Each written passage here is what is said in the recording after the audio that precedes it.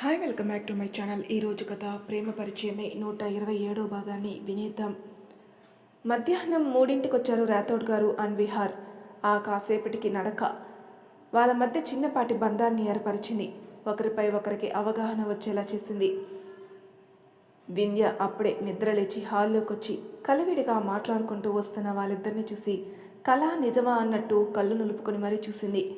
వాళ్ళిద్దరే అవడంతో ఆగకుండా కిచెన్లోకి పరుగున వెళ్ళి షింక్ దగ్గర వాటర్తో ఫేస్ పై చల్లుకొని డ్రెస్ చున్నీతో ఫేస్ తుడుచుకుంటూ బయటకొచ్చి చూసింది.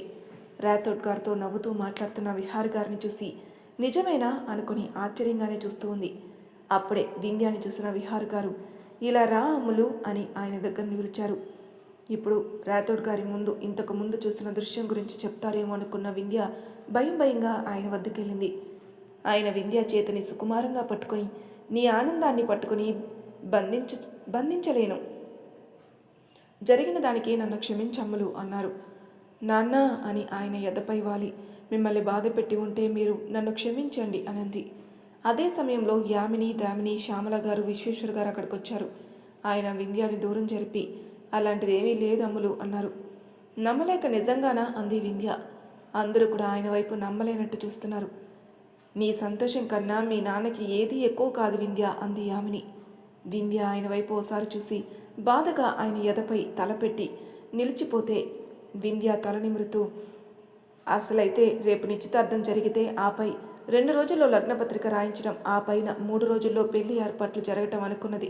కానీ పెళ్లి ముందుగానే జరిగిపోయింది కాబట్టి ఈ 2 రోజుల్లో అంటే రేపు ఎల్లుండి పెళ్లి పనులు పూర్తి చేసుకుంటూ ఆ మరుసటి రోజు అంటే 3వ రోజు రాత్రి 10:30 లగ్నంలో వింధ్య విదర్ల పెళ్లి జరిపించమని చెప్పారు. మేము ఒప్పేసుకొని లగ్నపత్రిక రాయించుకొని వచ్చాం. ఇక కార్డ్ ప్రింట్స్కి పంపి మా పనులు మొదలు పెట్టడమే అన్నారు. వింధ్యతో సహా అందరూ ఆశ్చర్యపోయినా తొందరగా జరిగిపోతే మంచిది అనుకుని మాట్లాడుకుంటున్నారు. వింధ్య పెళ్లి జరిగిన తర్వాత రోజే మన శౌర్య పుట్టినరోజు కూడా రాబోతుంది. వింధ్య వాళ్ళ నుంచి తప్పించుకుని తన గదికి వస్తుండగా తేజ్, తాన్య మాట్లాడుకుంటూ కనిపించడం చూసి వింధ్య నవ్వుకుంటూ వెళ్ళి ఏంటన్నయ్య తాన్యతో మాట్లాడుతున్నావు అని డొక్కలో పొడిచింది. తేజ్ అబ్బా వింధ్య అని వింధ్య పొడిచిన చోట చేయి పెట్టుకుని పెళ్ళయిందంట కదా, నెక్స్ట్ ఏంటి ప్లాన్స్ అన్నాడు నవ్వుతూ. నీ పెళ్లి చేయటం అంది. తేజ్ బిగ్గరగా నవ్వుతూ అది నా డిక్షనరీలో లేని పదంలే బుజ్జమ్మ, నువ్వు అలాంటి ఆశలు పెట్టుకోకు అన్నాడు. అప్పుడే సమయానికి రామ్ కూడా వచ్చాడు. రామ్ని చూసిన వింధ్య నీకంటే పెళ్ళి ఇష్టం లేదేమో, మరి రామ్కెందుకు ఈ బ్రహ్మచార్యం, ఏం రామ్ అని అతని వైపే చూసింది. రామ్ నవ్వుతూ వీడికన్నా అద్భుతంగా నాకు సమయం తెలియకుండా చేసేవాళ్ళు దొరకలేదులే వింధ్య అన్నాడు తేజ్ని చూస్తూ. కొంపదీసి మీ ఇద్దరు అని డౌట్గా ఇద్దరు ఫేస్లోకి చూస్తుంది. ఇద్దరు నోనో అన్నారు. మరేంటి అని ఓ కన్ను పైకెత్తి అడిగింది. తాన్య నవ్వుతూ చూస్తుంది. తేజ్ సమయం వచ్చింది అనుకుని అవునరా రామ్, నువ్వు చక్కగా పద్ధతిగా ఉండే మన శ్రావణిని చేసుకుని మంచి లైఫ్ ఇవ్వచ్చు కదరా అన్నాడు. తాన్యాకి కూడా కళ్ళ ముందు అమాయకంగా కనిపించే శ్రావణి మొహం కనిపించగానే వెంటనే రామ్ వైపు చూసింది. ఏం మాట్లాడుతున్నావు తేజ్ అన్నాడు రామ్ అర్థం కాక.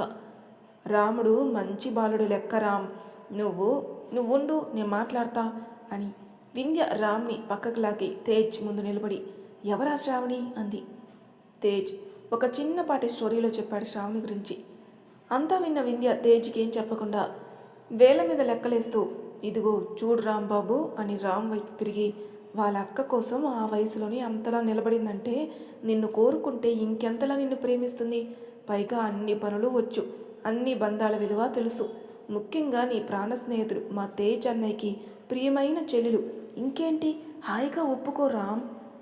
రామ్ నవ్వుతూ ఏది చెప్పినంత తేలిక కాదు వింధ్య, ఆ అమ్మాయి ఇప్పుడే ఓ పెయిన్ నుంచి బయటకు వస్తుంది. తనని కొన్నాళ్ళు అలా ప్రశాంతంగా వదిలేయండి. నా మనసుకి నిజంగా శ్రావణిని చేసుకోవాలనిపిస్తే ఆ డే నేనే తనకి ప్రపోజ్ చేస్తా, అప్పటి వరకు ఇలా మాట్లాడొద్దు అన్నాడు. ఓహో అన్నారు తాన్య, వింధ్య ఇద్దరు పెద్దగా. తేజ్ మనసులో ఈ మాట చాలేరా అంత సెట్ అవ్వడానికి అనుకున్నాడు. అప్పుడే సింహం సింగిల్గా వస్తుందన్న రేంజ్లో కాలర్ సర్దుకుంటూ అటు వచ్చాడు శౌర్య. ఎక్కడికో వెళ్తున్న శౌర్యాన్ని చూసిన వింధ్య వదిన దగ్గరకు అన్నయ్య అంది నవ్వుతూ. బావగారి కోసం రా చెల్లి అన్నాడు నవ్వుతూ శౌర్య. తేజ్, తాన్య, రామ్ నవ్వేశారు. వింధ్య మూతి ముడుచుకుని దొంగ కళ్ళతో చూస్తుంది. శౌర్య నవ్వుతూ తన దగ్గరకు వచ్చి పెళ్లి డేట్ ఫిక్స్ అయింది కదా, సో కార్డ్స్ ప్రింటింగ్ ఇవ్వాలి, అందుకే బాబాయ్కి హెల్ప్ చేయడానికే వెళ్తున్నాను. డేట్ ఫిక్స్ అయిందా? ఎప్పుడు సార్ పెళ్ళి అంది తాన్య. చెప్పు వింధ్య, ఎప్పుడో అన్నాడు శౌర్య. వింధ్య తల వంచుకుని ఎల్లుండి కాక అవతల ఎల్లుండు. ఓ సూపర్ అంది తాన్య. ఇంత త్వరగానా అన్నాడు రామ్. అయితే చాలా పనులే ఉన్నాయే అన్నాడు తేజ్. ఆల్రెడీ మా బావ తాళి కట్టేశాడు కదా, అందుకే ఇంత త్వరగా రామ్ అని రామ్కి సమాధానం చెప్పి, చాలానే పనులున్నాయి అని తేజ్ వైపు చూస్తూ మీరంతా హెల్ప్ చేయాలి అన్నాడు. తేజ్, రామ్, తాన్య నవ్వుతూ తప్పకుండా సార్ అన్నారు. శౌర్య నవ్వుతూ సరే నేను మళ్ళీ వస్తాను అని వెళ్ళిపోబోయాడు. ఇంకేంటి వింధ్య అమ్మ కబుర్లు అని కవ్విస్తున్నట్టు తన వైపే చూడగానే వింధ్య తేజ్ వైపు కోపంగా చూసి అక్కడి నుంచి వెళ్ళిపోబోయింది. సిగ్గుపడడం అంటారా రామ్ దీన్ని అన్నాడు తేజ్ కావాలని. ఆల్మోస్ట్ అంతేరా అన్నాడు నవ్వుతూ రామ్. వింధ్య ఒక లుక్ ఇచ్చి అక్కడి నుంచి వెళ్ళిపోయింది. వాళ్ళు ముగ్గురు నవ్వుతూ కాసేపు మాట్లాడుకున్నారు. శౌర్య ఓసారి మాధవి గారి వద్దకొచ్చి ఆమెతో కాసేపు మాట్లాడి కేవలం వింధ్యకి 3 రోజుల్లో పెళ్ళనే విషయం చెప్పాడు. ఇంత త్వరగానా అని. అదే మంచిదేలే అన్నారు వెంటనే మాధవి గారు. శౌర్య దాత్రితో ఆమెని చూసుకోమన్నట్టు సైగ చేసి అక్కడి నుంచి వెళ్తూ పార్థు గారితో ఒక్కసారి ఇంటికెళ్ళి స్నానం చేసి రండి నాన్న, అమ్మని రేపు తీసుకుని వెళ్దాం. పార్థు గారు శౌర్య భుజంపై చేయి వేసి తలూపాడు. ఆ రోజు ఈవినింగ్ విదర్ వచ్చిన తర్వాత యామిని దామిని హాల్లో కూర్చోబెట్టి విదర్తో మాట్లాడుతూ విషయం చెప్పారు. పెళ్ళి అనేది ఆశ్చర్యకరమైన విషయమైనా ఆయనలో మార్పు అంటే యామిని గారి మాటల వల్ల వచ్చిందనుకుని ఆవిడ వైపు కృతజ్ఞత భావంతో చూశాడు. ఆ ఈవినింగ్ 7 దాటాక విదర్ ఫ్రెష్ అయ్యి ఏదో ఆలోచిస్తూ కూర్చున్నాడు. అప్పుడే అక్కడికి వచ్చిన శౌర్య విదర్ మెడని మోచేత్తో బంధించి ఇంత ధైర్యం ఎక్కడి నుంచి వచ్చిందరా, అలా ఎలా తాళి కట్టావు అన్నాడు హక్కుగా. అరే చంపేకరా బాబు, ఆ సమయం అలా గడిచిపోయింది అన్నాడు విదర్. శౌర్య విదర్ తలపై ఒక్కటిచ్చి మా చెల్లిని బాగా చూసుకోలేదంటేనో అన్నాడు. అలాగే బావా అన్నాడు నవ్వుతూ విదర్. ఆ మాటలకి ఇద్దరు నవ్వుకుని హక్ చేసుకున్నారు. ఆ నైట్ మళ్ళీ అందరి మొహాల్లో కళాకాంతి చేరింది.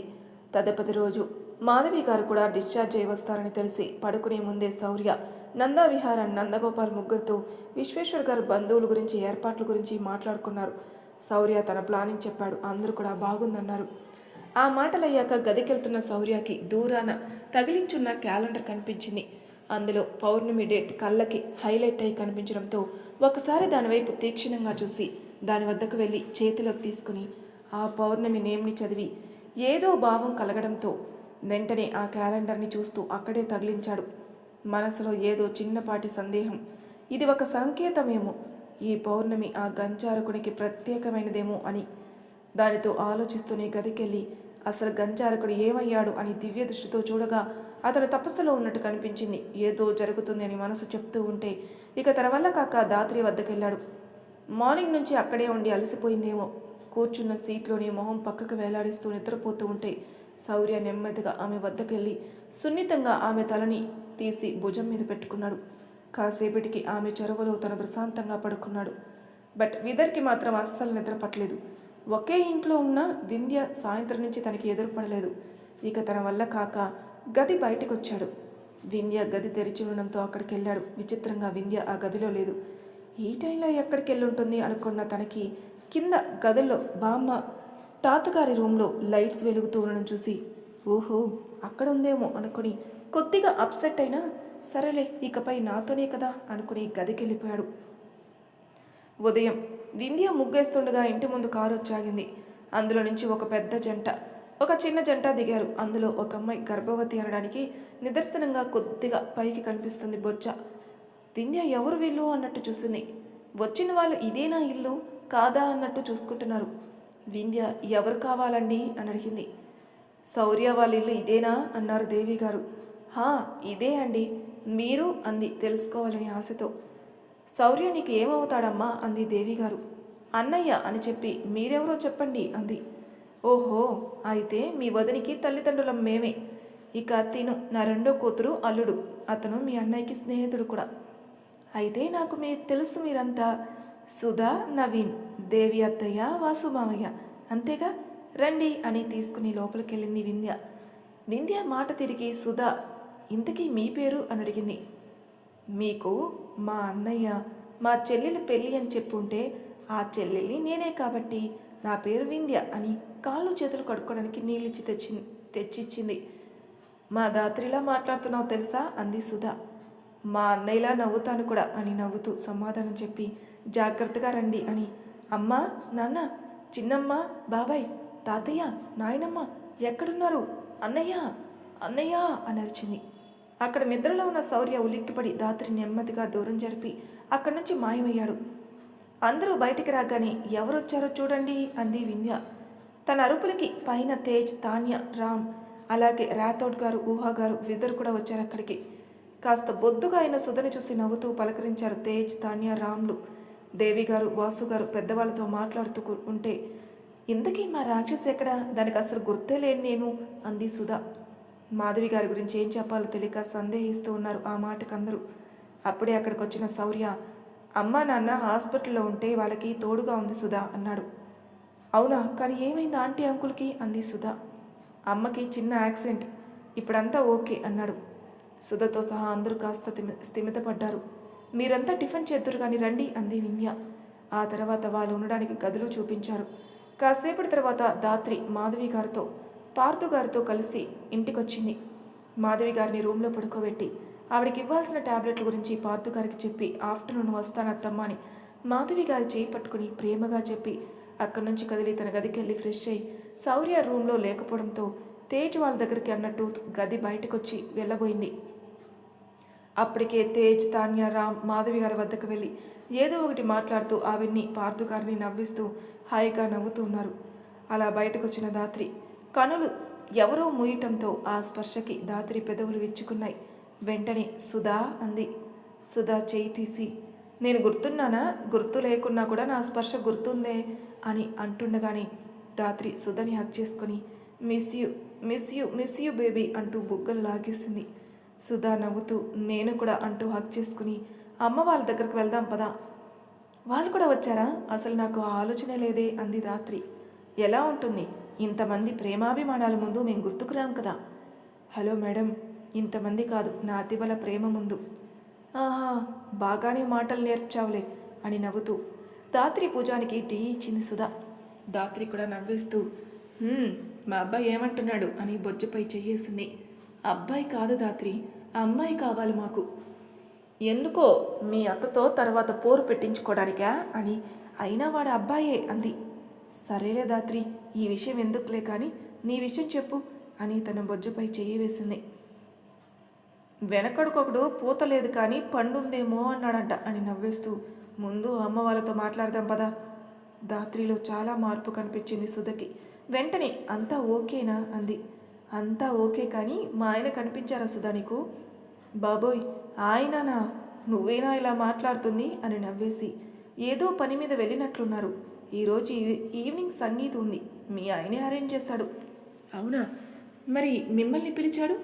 గౌతమ్, హేమాలని పిలవలేదా? అండ్ హర్ష? ఏమో దాత్రి. సరేలే పద.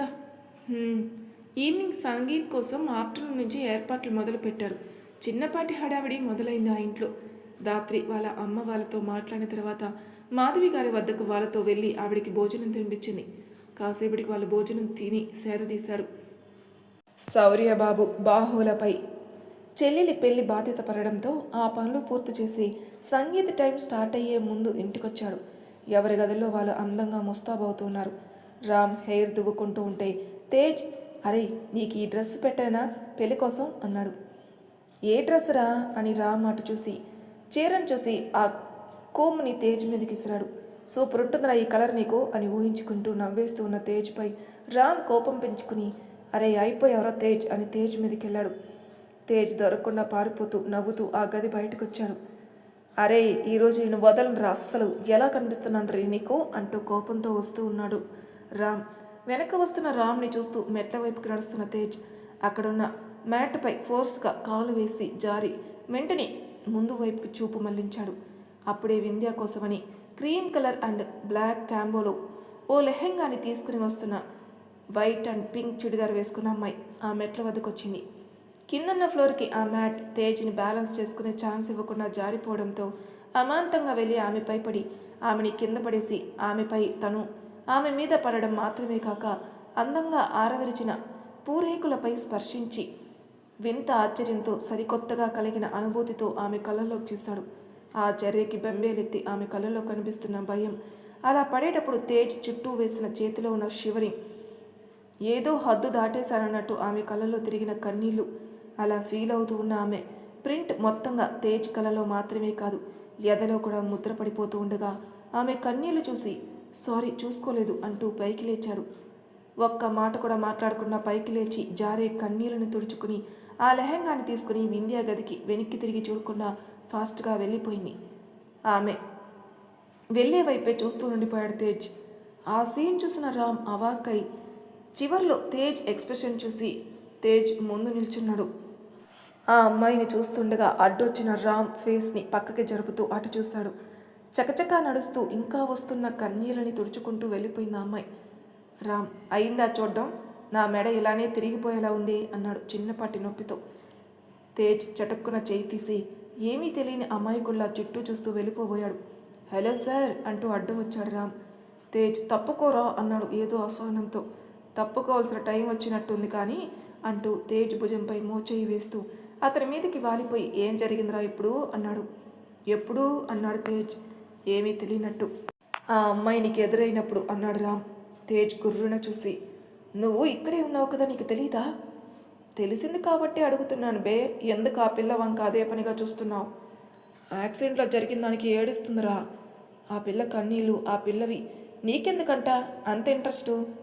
ఒరే రామ్, నిన్ను చంపేస్తానురా. నువ్వు చంపేసినా నిన్ను వదలలే కానీ ముందు కథ ఏంటో చెప్పు. ఒక్క డాష్తో కిష్ వరకు వెళ్ళిపోయావంటే ఆ నెక్స్ట్ అంటూ ఎటో చూస్తూ ఊహల్లో ఉన్నాడు రామ్. తేజ్ రామ్ తలపై ఒక్కటేసి ఎక్కువ ఆలోచన చేయకు అంటూ రామ్ చేతిని భుజం మీద నుంచి తోసేసి ఆ చేయి పట్టుకుని విదర్ గదికి తీసుకుని వెళ్తూ ఉన్నాడు. వైట్ అండ్ పింక్ చుడిదార్ అమ్మాయి వింధ్య గదికి రాగానే తెచ్చావా? థ్యాంక్ యూ గీతిక. పర్లేదు వింధ్య ఓ స్మైల్ ఇచ్చి ఇప్పుడే వస్తాను ఇక్కడే ఉండు అని అంటుంటే అమ్మో ఇప్పటికే నేను ఊరి మీద పడి తిరుగుతున్నానని తిట్టుకుంటుంది మా పిన్ని. ఇప్పుడు ఇక్కడే ఉంటే ఇంకేం లేదు వింధ్య, నేను వెళ్తాను. ఇంకా ఎన్నాళ్ళు భయపడతావు గీతిక ఆవిడికి? ఓ స్మైల్ ఇచ్చి పెళ్ళిలో కలుస్తాను అని వెళ్ళిపోబోతుంటే గీతిక ఆగు. ఏంటి వింధ్య ఒక బాక్స్ తీసుకుని గీతిక చేతిలో పెట్టింది. ఏంటిది నాకెందుకు అంది. చూస్తే తెలుస్తుంది ఏంటో. ఇక నీకెందుకు అంటే నాకు ఇవ్వాలనిపించింది గీతిక దాన్ని తెరిచి చూసి అమ్మో వద్దు వింధ్య, మా పిన్ని చూస్తే లేనిపోని మాటలు అంటుంది. ఇంత ఖరీదైన చీర నీకెవరిచ్చారే అని ఉన్నవి లేనివన్నీ అంటగడుతుంది. నీకు తెలుసుగా, అందుకే నాకొద్దు వింధ్య, ఏమనుకోవద్దు అంటూ దాన్ని అక్కడే బెడ్ మీద పెట్టేస్తుంటే నేను నీ స్నేహితురాలనే కదా మార్నింగ్ ఇచ్చిన ఈ లెహంగాని మనీ లేకుండా స్టిచ్చింగ్ చేసి ఇంత త్వరగా తెచ్చిచ్చావు. మరి నేను ఈ చీర ఇస్తే ఎందుకు తీసుకోవు అంది వింధ్య. చుట్టూ అర్థం చేసుకునే మనుషులుంటే ఏదైనా చెయ్యొచ్చు నీలా. అర్థం పర్థం లేని మాటలు పుట్టించే వాళ్ళు ఉంటే భయంతోనే బ్రతకాలి నాలా. మనిద్దరి జీవితాలకి చాలా వ్యత్యాసం ఉంది వింధ్య అని నవ్వుతూ చెప్పింది గీతిక. అప్పుడే అమాయకరాల్లా మాట్లాడతావు, ఆ వెంటనే అన్నీ తెలిసినట్టు మాట్లాడతావు గీతిక నవ్వేసి సరే అందంగా రెడీ అవ్వు నేను వెళ్తున్నాను. వింధ్య తలూపింది. ఇక గీతిక అక్కడి నుంచి బయటకొచ్చి ఎవరైనా బయట ఉన్నారేమో చూసుకుని పరుగులాంటి నడకతో కిందికి వెళ్ళిపోయి తన ఇంటి దారి పట్టింది. తేజ్ రామ్ ఇద్దరు విదర్ దగ్గరికి వెళ్ళాక కాస్త గోల చేసి విదర్ని ఏడిపించారు. కాస్త అలసటతో ఇంటికొచ్చిన శౌర్య తన గది తలుపు తెరవగానే ఎదురుగా ఉన్న డ్రెస్సింగ్ టేబుల్ దగ్గర అలంకరించుకుంటూ నిలబడి కనిపించింది ధాత్రి. ఎరుపు రంగుకి బ్లాక్ బోర్డర్ శారీ అవడంతో తన మేనుకి కొత్త కాంతిని జత చేసింది. అద్దంలో తనని తాను చూసుకుంటూ వెనక ఉన్న హెయిర్ని ముందుకు వేసుకుని దువ్వుకుంటూ ఉంది ధాత్రి. ఆ క్షణాన నల్లని ఆకాశంలో మెరిసే తారలాగా తెల్లని ఆకాశంలో అత్యంత చిన్నగా కనిపించకుండా కనిపిస్తున్న తారని చూసి తని ఒక్కసారైనా తాకాలి అని ఇంటెన్షన్తో ధాత్రి వైపుకు వచ్చాడు శౌర్య. ఒక్క అడుగులో ధాత్రిని చేరుతాడనగా ఇద్దరి మధ్య తెల్లని పలుచటి పొరలాంటి క్లాత్ ఏర్పరిచింది. శౌర్య చూపు సోకగానే అతను తన సమక్షంలో ఉన్నాడని తెలుసుకున్న ధాత్రి శౌర్య అలా దగ్గరకు రాగానే వెనక్కి తిరిగి చూడకుండా తన మాయతో అలా వాళ్ళ మధ్య తెరను ఏర్పరిచింది. తనని గ్రహించిందని అర్థమైంది. ఇది అన్యాయం అన్నాడు శౌర్య. ధాత్రి శౌర్య వైపుకి తిరిగి వెనక టేబుల్ని ఆనుకుని ఏంటి అన్యాయం శౌర్య అని నవ్వుని దాస్తూ అడిగింది. ఛాన్స్ మిస్ చేసావు ధాత్రి. నేను మిస్ చేస్తే నువ్వు మిస్ చేసుకుంటావా శౌర్య? సూటిగా చూస్తూ చేతులు కట్టుకుంటూ అడిగింది. శౌర్య చిన్న నవ్వుతో తన వేలితో ఆ పలుచటి తెరని టచ్ చేస్తాడు. అది ఆ ప్లేస్ నుంచి రెండుగా విడిపోయి ఏ వైపు ది ఆ వైపుకి దూరంగా జరిగిపోయింది. ధాత్రి కళ్ళెత్తి కళ్ళతో నవ్వుతూ చూసింది. నేను ఎందుకు మిస్ చేస్తాను బేబీ డాల్, నువ్వు నా దానివి అంటూ అక్కడే టేబుల్పై ఉన్న సింధూరపు భరణి నుంచి కొద్దిగా సింధూరాన్ని తీసి ఆమె పాపిటిన చిన్నగా అద్దాడు. అదే అపురూపం అన్నట్టు శౌర్య వైపు చూస్తుండిపోయింది. శౌర్య ధాత్రి భుజాలపై చెయ్యి వేసి ఆమెను వెనక్కి తిప్పాడు. ధాత్రి అద్దంలో నుంచి శౌర్య వైపు ఓరగా చూస్తూ ఉంది. అంతేకాక శౌర్య చేసే పని ఆమె మదికి తెలియడంతో లోపల తుల్లిపడుతూ చెంపలకి కెంపులకి అద్దింది. శౌర్య తన చేతి మునివేళ్లతో ఆ బ్లౌజ్కి ఉన్న థ్రెడ్స్ని ముడివేసి ఇన్నాళ్ళు కనపడకుండా దాగి ఇంతకుముందు తారలా మెరిసి ఉన్న చిన్న పుట్టుమచ్చని ఇష్టంగా వేలతో తరిమాడు. అతని స్పర్శ ఆమె మేనుని పులకరింపు చేయడంతో ఆ భావనని ఆస్వాదిస్తూ మౌనంగా ఉండిపోయింది. తను ఇంతకుముందు చేయాలనుకుని ధాత్రి వద్దకొచ్చిన పనిని ఆ క్షణం పూర్తి చేశాడు. అతని అదరాల తొలి పరిచయాన్ని ఆ అందమైన తారకి సరికొత్తగా పరిచయం చేశాడు. ఆ ముద్దులో కలిగిన అనుభూతికి ధాత్రి ఇంకా ముందుకు వెళ్ళొద్దు అన్నట్టు వెనక ఉన్న శౌర్య చేతిని పట్టుకుంది. ఆమెలో కలిగిన అలజడిని అతను గుర్తించి ఆమెకి అత్యంత సమీపానికి వచ్చి కష్టంగా ఉంది కదూ అన్నాడు చిన్నగా. ధాత్రి కళ్ళల్లో నీళ్లు బలబలా రాలే.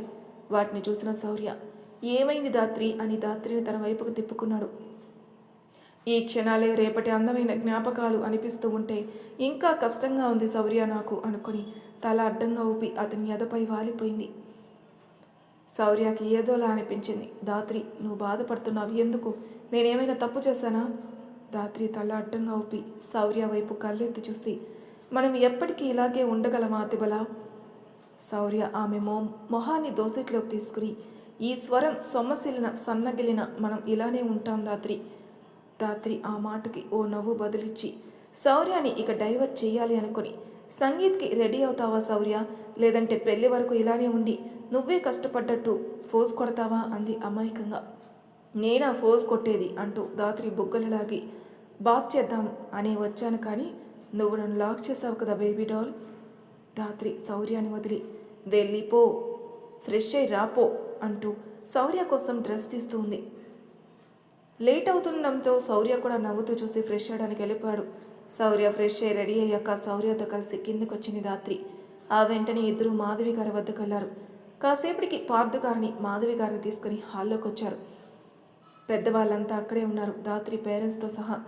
తాన్య, వింధ్య కలిసి వస్తే విదర్, తేజ్ అండ్ రామ్ కలిసి అక్కడికి వచ్చారు. సుధా, నవీన్ కూడా వచ్చారు. శౌర్య నవీన్తో మాట్లాడడానికి ఓ పక్కకు వచ్చాడు. ధాత్రి ఒక పెద్ద బాక్స్ను తెచ్చి ఒక చోట పెట్టి మొత్తం గ్యాంగ్ని పిలిచింది. ఆ బాక్స్ ఓపెన్ చేసి అందులో ఉన్న కోన్లు పంచింది. తనే స్వయంగా వింధ్యకి, సుధకి పెట్టింది. తాన్య, నాకు ధాత్రి అనంటే నీకు పెట్టకపోతే ఎలా తాన్య? ఇంతకీ పెళ్ళికి హర్ష వస్తా అన్నాడా? తాన్య తల ఊపింది. ధాత్రి ఓ స్మైల్ ఇచ్చి, సుధా, ఈ అమ్మాయి తాన్య తిని హర్షాన్ని పెళ్లి చేసుకునేది. నాకు తెలుసు ధాత్రి. ధాత్రి ఓ స్మైల్ ఇచ్చింది. వాళ్ళని చూస్తున్న తేజ్ బోరు కొట్టి, ఆడవాళ్ళు మీరే ఫంక్షన్ చేసుకునే లెక్క అయితే మేమెందుకు ఇక్కడ అన్నాడు అసహనంతో. అందరం కలిసి ఆనందంగా గడపాలని తేజ్ ఈ చిన్న అరేంజ్మెంట్ అని మ్యూజిక్ సిస్టమ్ తెప్పించడంతో డీజే పెట్టాడు శౌర్య. ఆ సౌండ్ దెబ్బకి తాతయ్య, బామ్మగారు మీరు ఎంజాయ్ చేయండి అని నెమ్మదిగా వెళ్ళిపోయారు. ఆ నైట్ అందరూ ఆటపాటలతో, సరిగమలు, సవ్వడిలతో చిన్న హంగామా చేసి సరిపెట్టారు. నవ్వారు, తుల్లారు, చివరికి అలసిపోయారు కూడా. సుధా ధాత్రి చేతుల్ని చూసి, నువ్వు పెట్టుకోలేదే మెహందీ? నాకు తను పెడతాడులే సుధా. సుధా చిన్న నవ్వు నవ్వింది. వింధ్య విదర్తో కలిసి ఓ సాంగ్ స్టెప్స్ వేసేటప్పుడు గమనించాడు తేజ్. వింధ్య వేసుకున్న లెహంగా ఆ అమ్మాయి తెచ్చింది అని. ఆ డాన్స్ అయ్యాక వింధ్య పక్కకి చెరిగిపోయి, వింధ్య అన్నాడు. చెప్పన్నయ్యా, ఈ డ్రెస్ ఎవరు తెచ్చారు నీకు? నేనే కొనుక్కున్నాను, ఎవరూ తెచ్చివ్వలేదు అంది తేజ్ వైపు విచిత్రంగా చూస్తూ. అప్పటికే ఓ చెవి అప్పగించి వింటున్న రామ్ నవ్వుకున్నాడు. అలా కాదు వింధ్య, ఈవినింగ్ ఈ డ్రెస్ని నీకు తెచ్చిచ్చింది కదా ఆ అమ్మాయి ఎవరు? ఓహో అని తేజ్ వైపు డౌట్గా చూసి, అది నీకెందుకు అన్నట్టు ఓ లుక్ ఇచ్చింది. తప్పుగా అనుకోవద్దు వింధ్య, జస్ట్ చిన్న ఇంటెన్షన్ అంతే అన్నాడు తేజ్. వింధ్య తేజ్ చెప్పిన తీరికి చిన్న నవ్వు బదులిచ్చి, తను చిన్నతనంలో నాతో కలిసి చదువుకుంది, నా స్నేహితురాలు, పేరు గీతిక. చాలా అంటే చాలా మంచి అమ్మాయి. వాళ్ళ పిన్ని అంటే చచ్చే భయం. పాపం అన్నయ్య బాల్యం అంతా నరకం చూసింది. అంతలా ఏం కష్టపడిందో గీతిక. అలా చెప్పేటప్పుడు వింధ్య కళ్ళల్లో నీళ్ళు తిరిగాయి. తేజ్ వాటిని గమనించి ఈ టైంలో తన మూడ్ని అప్సెట్ చేయకూడదనుకుని, అవును నువ్వు మేకప్ వేసినట్టున్నావు కదా, అది పోతుంది నీ ఫేస్ మీద నుంచి చూసుకో అన్నాడు.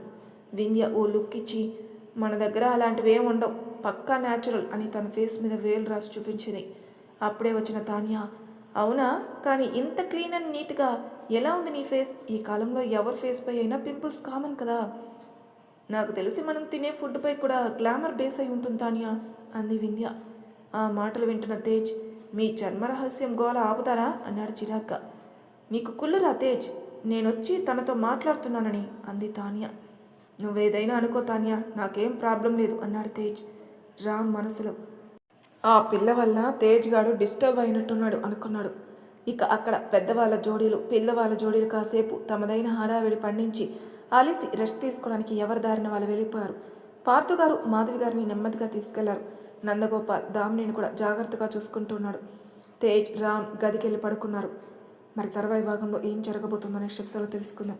అంతవరకు నా ఛానల్ సబ్స్క్రైబ్ చేయని వాళ్ళు ప్లీజ్ సబ్స్క్రైబ్ చేసుకోండి, లైక్ చేసి షేర్ చేయండి, మీ అభిప్రాయాలు నాకు కామెంట్ రూపంలో తెలియజేయండి. Thank you for listening.